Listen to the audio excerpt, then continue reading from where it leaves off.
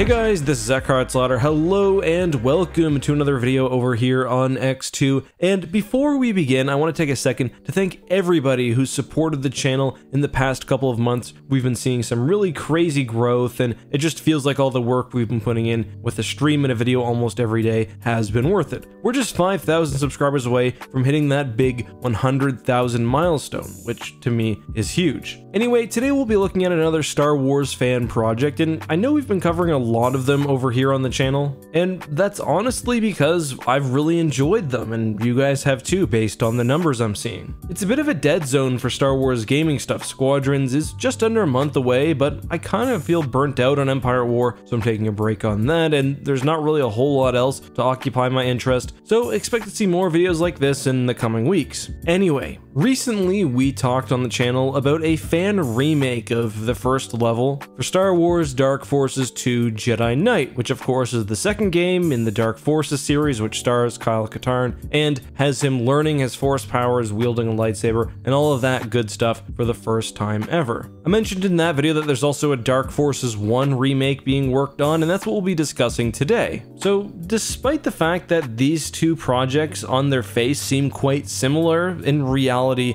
there's a lot of difference here. So right now I'm running some gameplay I captured of the original Dark Forces, the first level, so keep this in mind throughout the video. Dark Forces 1 came out in 1995, it was a DOS game. Of course, as you can tell by the gameplay, it's essentially a Doom clone, and I don't mean that in a derogatory way. And it's very, very dated, both visually and when it comes to controls. You have to click page down to look up, for example. Although Dark Forces 2 only came out 2 years later, there's a serious jump in graphics in that game, and as such, the remake takes what's already there and basically just brings it to a modern level with new HD textures and models, tweaked lighting, and whatever else. That's not the case with the project we'll be looking at today, so let's get started, and we will start from the beginning. The Dark Forces 1 remake is what I would call a pretty high-profile project by Jason Lewis, who is a senior environment artist at Obsidian. From what I know, Jason is pretty well known in the game industry, and as we'll see, he's obviously very, very talented. This remake has received a lot of attention so far. It got an article on PC Gamer, and in fact, it's not Jason's first Star Wars project. Back in 2016, he released a playable Mos Eisley level in Unreal Engine 4. This work here is really, really incredible. Not only is Jason obviously talented, but he understands Star Wars design aesthetics, and especially how to make things look like they came straight out of the original trilogy. We see him tackle a lot of Imperial technology, everything from Lambda shuttles to wall computers. It's all just great. As I said, the project, which is called Docking Bay 94, is free to download and try, and I'll link to it down in the description. Anyway, moving on to the topic of today's upload, if we go to Jason's YouTube channel, we can see that 7 months ago, he posted a video showing his current progress on the Level 1 remake. So the first thing you'll notice if you've played Dark Forces is you might not actually immediately recognize what you're looking at. First of all, of course, it's the moldy crow, but the environment certainly does look a little bit different. It's a bit of a reimagining more than just an HD upgrade of Dark Forces. It kind of looks at what the artists were probably going for with the original game, makes some interesting changes. But yeah, it's not a one-to-one visual remake, and I think the changes are most evident in the outdoor bits of the level. I never played these games back as a kid because I didn't have a gaming PC, but coming back as an adult, I've noticed that these old Doom-like games sort of struggle to convey outside spaces in an interesting way. It always just sort of feels like they're in a box, and that's the case here. I don't know whether the original games had texture limitations that made mountainsides not look as good, for example, but we see some major progress, of course, now in 2020. That being said, as was the case with the original game, I really do think it's the inside environments that really shine. It's like, especially if you play the game nowadays, the original game, you use a lot of your imagination to fill in what you would expect things to actually look like. You know, you see a room with a wall of screens and it's a security center. This really brings all of that to life without having to use the same imagination, and of course with just absolutely beautiful environmental art. I also personally just love all the little touches that just make the base seem a lot more alive and imperial, rather than just a metal box you run around. I like the giant satellite in the background, I like the turbo laser turrets and the additional details on the roof and the power generator room. The base makes a lot more sense this way. It's highly fortified, it's built into a wall. It's got a hangar and just other stuff you would expect to appear inside an Imperial base. Anyway, I think I've covered the fact that the environment is obviously beautiful. I love all of the changes that are made. I like how this is a